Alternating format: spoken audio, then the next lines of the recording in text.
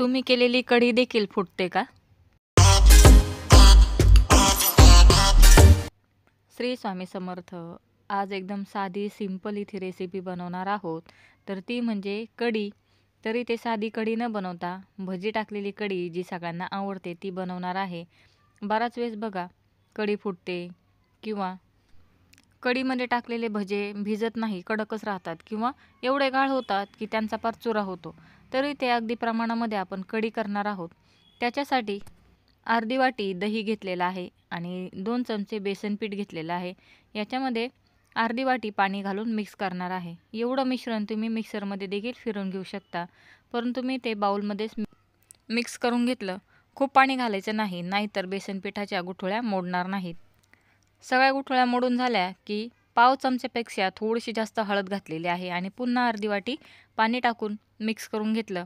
आता हे चांगलं मिक्स करून साईडला ठेवायचं आणि पुन्हा अर्धी वाटी पाणी टाकून मिक्स करून ठेवलं. हळद टाकल्यानंतर 1 वाटी पाणी घातलं तरी चालेल. आता भजी करण्यासाठी 3 चमचे बेसन पीठ घेतलेलं आहे. यातले फक्त 7-8 भजे कढीमध्ये जाणार, बाकी सगळे मुलंच खाणार आहेत, त्याच्यामुळे थोडं जास्त घेतलं.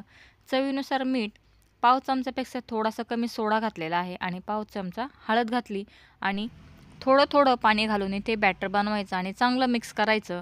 खायला भजे करायचे असतील तर ओवा घातला तरी चालेल. बघा याप्रमाणे चांगलं मिक्स करायचं म्हणजे भजे चांगले सॉफ्ट होतात. अर्धी वाटीपेक्षा कमी पाणी भज्यांचं पीठ लावायला लागलेलं आहे. आता कढीच्या फोडणीसाठी 1 हिरवी मिरची कापून घेतली, 4-5 लसूणच्या पाकळ्या बारीक केल्या, 1 चमचा जिरं, 1 चमचा मोहरी आणि थोडीशी कोथिंबीर कापून ठेवली. बघा ही फोडणी लगेच जळते म्हणून सगळी तयारी करून ठेवायची. आता 1 पळी तेल गरम केले, त्याच्यामध्ये पूर्ण मसाले टाकून घेतले. कढीपत्ता टाकला, कोथिंबीर टाकली आणि हिंग टाकायचं. आता पाव चमचा हिंग घातलं. हिंगाने कढीला चव खूप छान येते. चांगलं मिक्स झालं की लगेच याच्यामध्ये आता हे बॅटर घालणार आहोत. तुमची कढी फुटत असेल तर गॅस बंद करा, फोडणी थोडीशी थंड होऊ द्या आणि नंतर हे बॅटर घातलं तरी चालेल. आता माझी कढी कधी फुटत नाही, त्याच्यामुळे मी स्लो फ्लेम केलेली आहे आणि हे बॅटर घातलं. आता चांगली कढी गरम झाली की नंतर आपण मीठ घालणार आहोत. तुमची कढी फुटत असेल तर सगळ्यात शेवटी मीठ घाला, म्हणजे कढी फुटणार नाही. आता स्लो फ्लेमवरती कढीला उकळू देऊयात. 3 ते 4 मिनटं कढीला उकळायला लागतील. आता कढीला कढवायची असते म्हणूनच तिला कढी म्हणतात. कढी कढते तोपर्यंत आपण भजे तळून घेऊयात. या कढीला तुपाची देखील फोडणी देऊ शकता. ही फोडणी दिली की गॅस खूप खराब होतो म्हणून लगेच पुसून घेतला. आता तेल चांगलं गरम झालं की भजे तोडायचे. खूप स्लो किंवा खूप तापलेल्या तेलामध्ये तोडायचे नाहीत. पहिला भजींचा घाणा मुलं घेऊन पळाले. आता मी कढीसाठी दुसरे भजे तळत आहे. तेल चांगलं गरमच आहे कारण मी सुरुवातीला यात भजे तोडले. आता 10-12 भजे तोडून झाले. 2 मिनटं हाय फ्लेमवरती आणि 1 ते 1.5 मिनटं स्लो फ्लेमवरती तळून घेणार आहे. तेल खूप गरम असलं तर भजे जळतात, म्हणून फक्त कडकडीत तेल हवं आणि भजींना असा कलर आला की लगेच गॅसची फ्लेम स्लो करायची आणि भजे आतून शिजण्यासाठी 1 ते 1.5 मिनटं स्लो फ्लेमवरती त्यांना तळून घ्यायचं. हा कलर आला की लगेच भजे काढून घ्यायचे. जास्त वेळ तेलामध्ये ठेवले किंवा भजींमध्ये तुम्ही सोडा घातला नाही तर एकदम निब्बर भजे होतात, म्हणून सोडा प्रमाणात घालायचा आणि पीठ चांगलं मिक्स करायचं. आता इथे 5 मिनटं झालेले आहेत. कढीला उकळी येण्यास सुरुवात झाली आणि मी त्याच्यामध्ये भजे टाकले. तर माझा इथे व्हिडिओ थोडा स्किप झालेला आहे.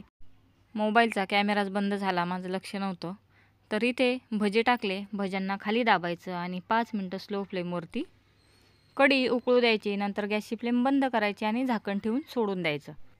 आता भजे कढी पितात तोपर्यंत मी मुगाची खिचडी केलेली आहे. बघा आता 15 मिनटं झाले, मी कढी झाकून ठेवली होती. भजे बघा, भजेंनी पूर्ण कढी पिलेली आहे. चांगले मऊसूद भजे झालेले आहेत, पण फुटलेले नाहीत आणि निब्बर देखील झालेले नाहीत. टेक्स्चर बघू शकताय. बघा कढी फुटलेली दिसते का तुम्हाला? किती छान कढी तयार झालेली आहे, जशी आपल्याला हवी आहे तशी. तुम्ही ही फ्रीजमध्ये जर 1 दिवस ठेवली तर ही अशीच राहणार आहे. तर आज काही चपाती करण्याचा मूड नव्हता म्हणून मी मुगाची खिचडी केलेली आहे आणि तीच कढीबरोबर खूप छान लागते. घरातल्या मंडळींना आवडतं ते तर आपण कायमच करतो. कधीतरी आपल्याला जे आवडतं ते देखील करायला हवं. तर मला ही कढी आणि खिचडी खूप आवडते, त्याच्यामुळे मी ही कढी आणि खिचडी केलेली आहे. ही सिंपल मुगाची खिचडी आहे, कढी आहे. आज दुसरं काही खाण्याची गरज नाही. याच्यानेच खरंच पोट भरेल अशी रेसिपी आहे. नक्की ट्राय करून बघा आणि बघा किती सुंदर कढी आणि खिचडी तयार आहे. तुम्ही कशी कढी करता ते मला नक्की कळवा आणि व्हिडिओ जर आवडला असेल तर लाईक, शेअर आणि सबस्क्राईब करायला विसरू नका. व्हिडिओ बघितल्याबद्दल धन्यवाद.